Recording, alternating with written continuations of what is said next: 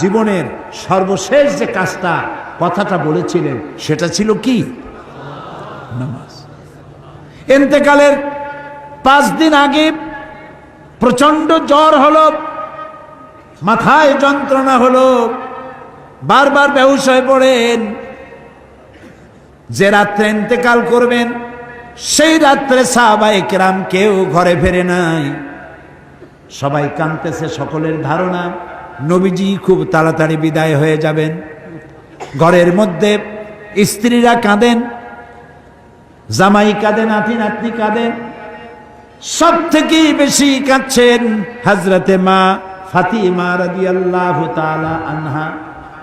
রাসূলুল্লাহর হুশ এলো, হযরত ফাতেমার কান্না দেখে কাছে ইশারা করে ডাকলেন, কানে কানে কি যেন বললেন। হযরত ফাতেমার কান্না বন্ধ হয়ে গেল। হযরত আয়েশা ফাতেমাকে ডেকে বলেন, মা তোমার আব্বা জান কি তোমারে বলল, কান্না বন্ধ হলো তোমার? হযরত ফাতেমা বলেন, মা আমার আব্বা জান আমাকে কানে কানে বললেন, মা কাঁদিস না, তোর কান্না আমার বরদাস্ত হয় না। আমি তোমাকে সুসংবাদ শোনাই, আমি মরে যাওয়ার পর সবার আগে তোমার সাথে আমার দেখা হয়ে যাবে।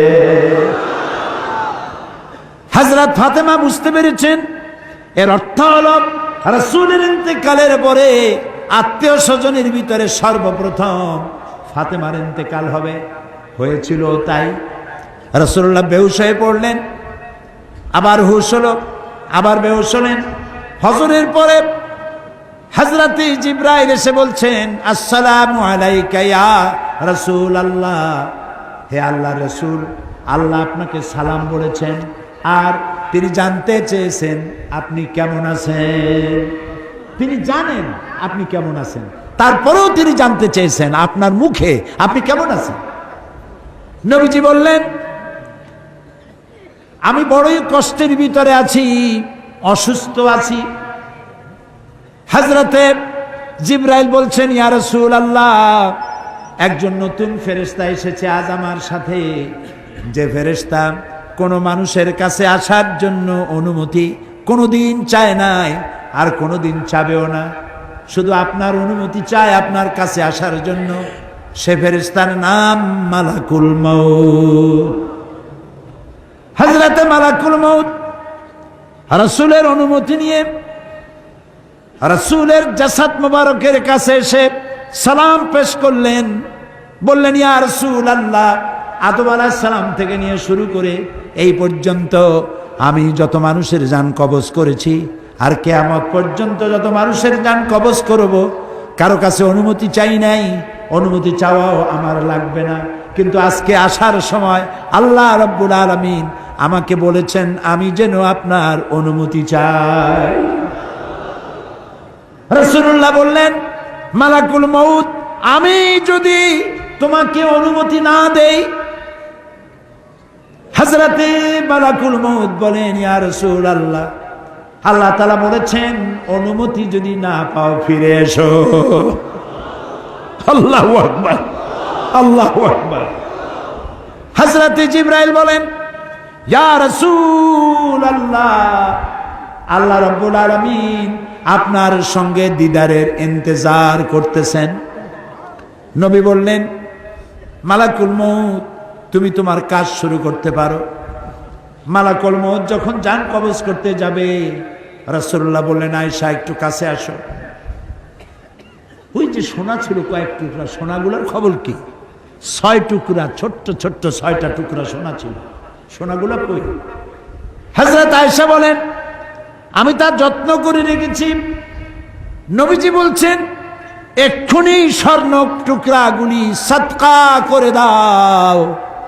আমি মুহাম্মদ সাল্লাল্লাহু আলাইহি সাল্লাম আল্লাহর দরবারে এই অবস্থায় উপনীত হতে চাই না যে মুহাম্মদের ঘরের ভিতরে সোনা আছে।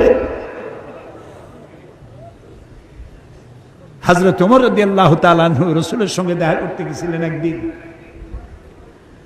ঘরে মা আয়েশা ছিলেন না। হযরত ওমর সালাম দিয়ে ঘরের মধ্যে ঢুকে দাঁড়ায় দাঁড়ায় কাঁদতেছেন, বাচ্চা শিশুর মতো ডুকরে ডুকরে কাঁদছে। রাসূলুল্লাহ জিজ্ঞেস করছেন, ওমর কাঁদো কেন? হযরত ওমর বলছেন, আমি বিশ্বনবীর ঘর দেখতেছি, ছোট্ট একটা ঘর, এক কোনায় একটা সরাহি পানি রাখার পাত্র কাইত হয়ে পড়ে আছে, একটা গ্লাস কাইত হয়ে পড়ে আছে,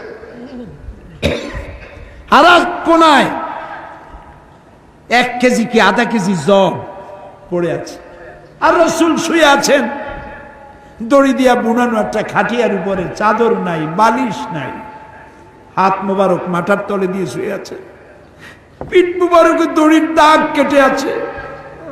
হযরত ওমর বলছেন, ইয়া রাসূলুল্লাহ, আমি তো বরদাস্ত করতে পারছি না। বিশ্বনবী, তার পিঠে দড়ির দাগ, পানির পাত্র কাইট হয়ে পড়ে আছে, খাট নাই, বালিশ নাই, আপনি আমাকে অনুমতি দেন, আমি আপনার জন্য একটা তোষক বানাই নিয়ে আসি। রাসূলুল্লাহ বললেন, ওমর, আমি তো দুনিয়ায় শান্তি করতে আসি নাই, আমি যদি ওহদ পাহাড়কে বলি, ওহদ আমার জন্য সোনায় পরিণত হয়ে যা, ওহদ পাহাড়টাই সোনা হয়ে যাবে, শান্তি করতে আসি নাই। নবীজি বললেন, আয়েশারে সোনাগুলি বিতরণ করে দাও, সাদকা করে দাও। মালাকুল মউতকে বললেন, তুমি তোমার কাম সারো। জান কবর শুরু হয়ে গেল। নবীজি জীবনের শেষ কথা মুখ থেকে উচ্চারিত হলো, আসসালাত আসসালাত ওয়া মা মালাকাত আইমানুকুম, ও আমার উম্মতেরা, নামাজ নামাজ। ইন্তেকালের সময় মেয়ের কথা বললেন না, নাতির কথা বললেন না, জামাইয়ের কথা বললেন না, উম্মতকে স্মরণ করালেন, ও আমার উম্মতেরা, নামাজ ছেড়ে দিও না, আর তোমার অধীনস্থ ব্যক্তিদেরকে জ্বালা যন্ত্রণা দিও না, চাকর বাকরের জ্বালা যন্ত্রণা দিও না, গরিব মানুষের দিকে লক্ষ্য রেখো। আর আমি চিরজনমের মতো তোমাদের থেকে বিদায় নিয়ে গেলাম, নামাজ ছেড়ে দিও না। কিয়ামতের দিন ওই রাসূল যদি আমাদেরকে উম্মত বলে পরিচয় না দেন, জান্নাতে যাওয়ার উপায় নাই।